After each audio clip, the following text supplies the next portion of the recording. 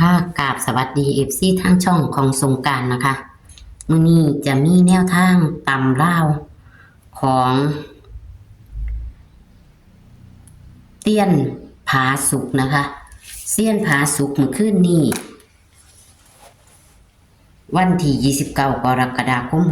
69เพิ่นให้8กับ9เลขวิ่งเพิ่นบ่พลาดค่ะ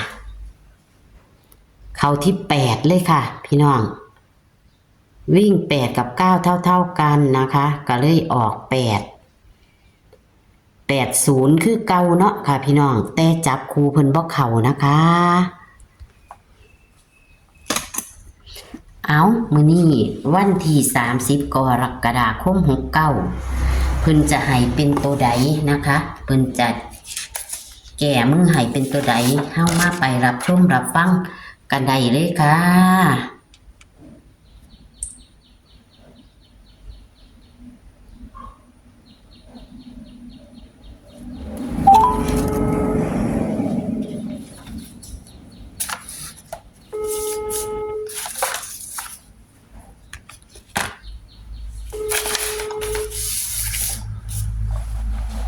อะไรครับ ค่ะสวัสดีค่ะ โอ้ยหน่อหือสัวสิเฮ็ดได้เฮ็ดบ่ได้คือเก่าล่ะค่ะมันเป็นอีหยังบ่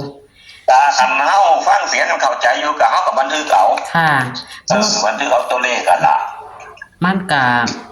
ฟังได้แต่ว่าตัวนี้ล่ะค่ะตัวเทียนตัวนี้บ่เป็นหยังนี่ค่ะตัวรับนี่บ่เป็นหยังตัวโทรศัพท์ที่เฮาเว้ากันนี่บ่เป็นหยังโอ้ตัวที่บันทึกน่ะบ่แม่นค่ะตัวที่บันทึกพุ่นดิตัวที่เคียงที่ลงคลิปไหมค่ะเป็นไหมค่ะ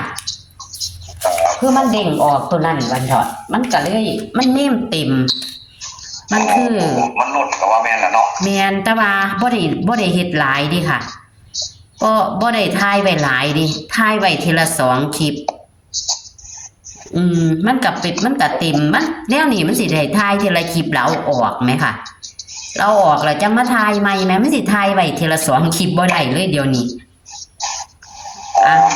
แนวนั้นกับตัวมันก็สิเฮ็ดระบบนั้นแล้วแม่นค่ะมันก็เลยซ่านี่ค่ะมันก็เลยต้องได้เฮ็ดแบบนั้นแหละโทรคุยกันเข้าใจอยู่กับบันทึกเอาตัวเลขพุ่นล่ะ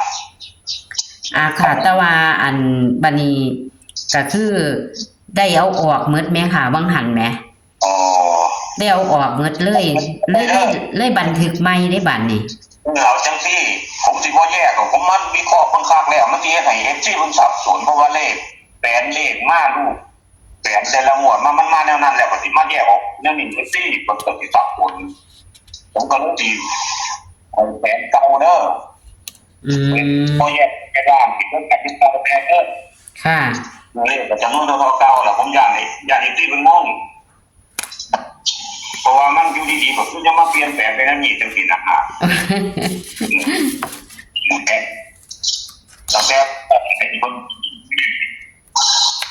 ก็เลยสิได้เขียนแบบเก่าแม่นบ่ค่ะอ้าวเขียนแบบเก่าก็บ่เป็นหยังค่ะวิ่งเดี๋ยวนี้ผมสิวิ่ง2กับ3แม่เด้อค่ะวิ่ง2กับ3คือว่าจะเน้นทั้ง2มีหลักอย่างนี้ขอเน้นมึงเน้น2ก็มัก2แน่อยู่ค่ะค่ะจับคู่สีเน้นให้2ชุดค่ะจับคู่25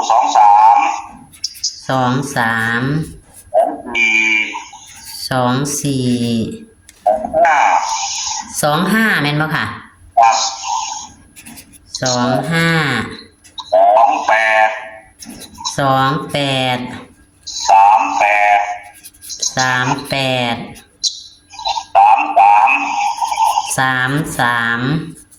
นี่ละ6ชุดนี่ละอันนี้เอาโซ่อาใจเนี่ยนี่15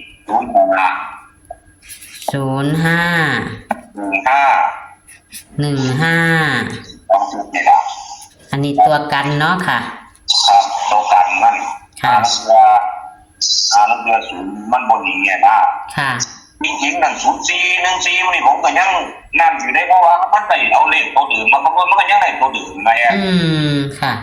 พอไปซื้อได้อีกทีว่าเอา0515เนี่ยเอาเบี้ยออกจาก1404คือเป็นอย่างมันจังเทียบพอมันเดินมา2งวดแล้วมันสิไปวัน3ผมไล่ขึ้นหลังหมดแล้วมันบ่เคย ผมก็ออกตัวเดิมทั้ง3 งวดจะเตือหันนะ ค่ะ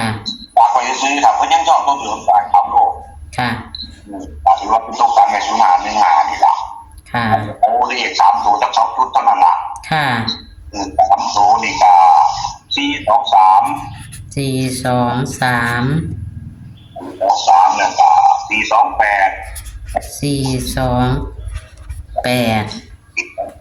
280นี่ก็ยังอยู่คือกัน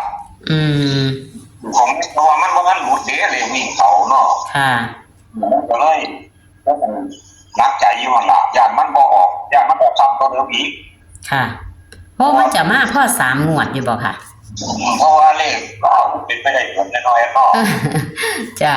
เป็นเหมือนเอามาเดี๋ยวตัวเน้นตัวจ่อเลยครับ ค่ะ ไอ้เลขวิ่งนี่ล่ะคันมีเงินหน่อยก็บ่ต้องไปสนใจมันเลขตรงนี้นำมัน2โตที่ผมแนะนำมาให้อยู่แล้วเด้อ ค่ะ ที่23กับ28ครับ 2328 ซึ่งแต่ว่าฟันแล้วเนี่ย ฟันตัวใดก็ค่ะ 28นี่โปรโมเลยล่ะให้ดาวสูงสุดเลย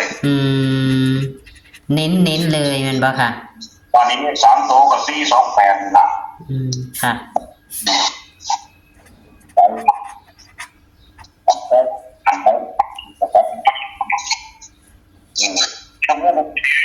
อ๋อโทร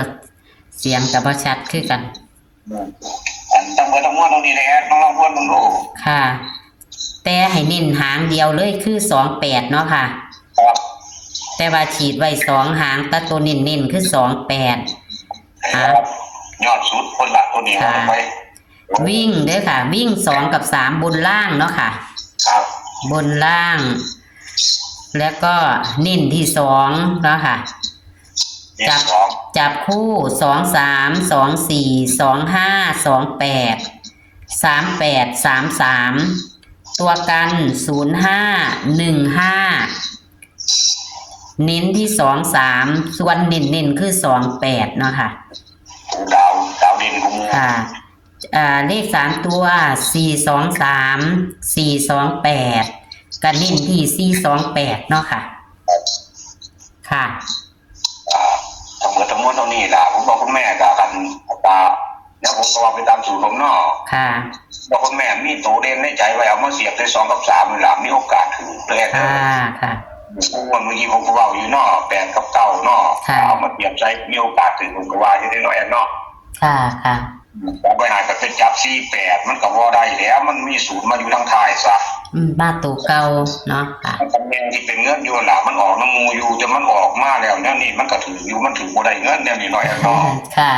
ยังไงก็ขอให้สิ่งศักดิ์สิทธิ์บันดาลให้เรียกผู้บาป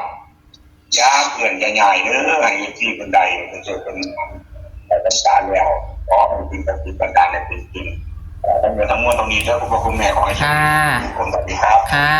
ขอบคุณค่ะ สวัสดีค่ะ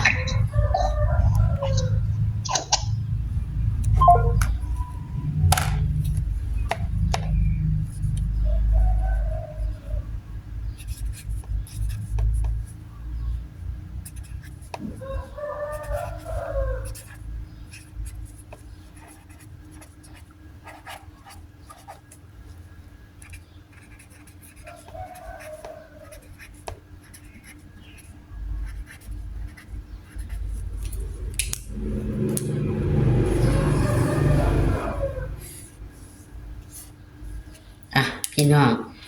มันขึ้นของเพิ่นนะคะเสี้ยนผาสุกกะตัววิ่งบ่ผิดหวังนะคะ เพราะฉะนั้นพี่น้องไปวิ่งไปลูดเอาเพิ่นว่าแนวมันสิได้เงินเนาะตัววิ่งเพิ่นบ่ผิดหวัง8 กับ 9 มา8นะคะมันขึ้นนี่นะคะ สายวิ่งบ่ผิดหวังนะคะ จับคู่เพิ่นก็บ่หลายหางแต่บ่เข้านะคะ30 กรกฎาคม 69 เด้อค่ะพี่น้องนี่ค่ะบนล่างเหมือนเดิมแต่เพิ่นมีให้วิ่งรูดคือ2นะคะเพิ่นให้2 กับ 3แต่เพิ่นให้เน้นที่2นะคะจับคู่2 3 2 4 2 5 2 8 3 8 3 3ตัวกัน05 15เลข3 ตัว 423 428เน้นก็คือ28และก็428นะคะเพิ่นเน้นไว้2หางแต่ว่าเพิ่นเน้นเลยคือ28นะคะเพิ่นเน้น23และ28ค่ะพี่น้องเอาโชคมันค่ะขอคนละไลค์คนละแชร์เหมือนเดิมให้กับเซียนปลาสุกและกับช่องของสงกรานต์นะคะโชคมันในตำราววันพฤหัสนี้กับเซียนผาสุกนะคะ30กรกฎาคม69หิ่งปังค่ะสวัสดีค่ะ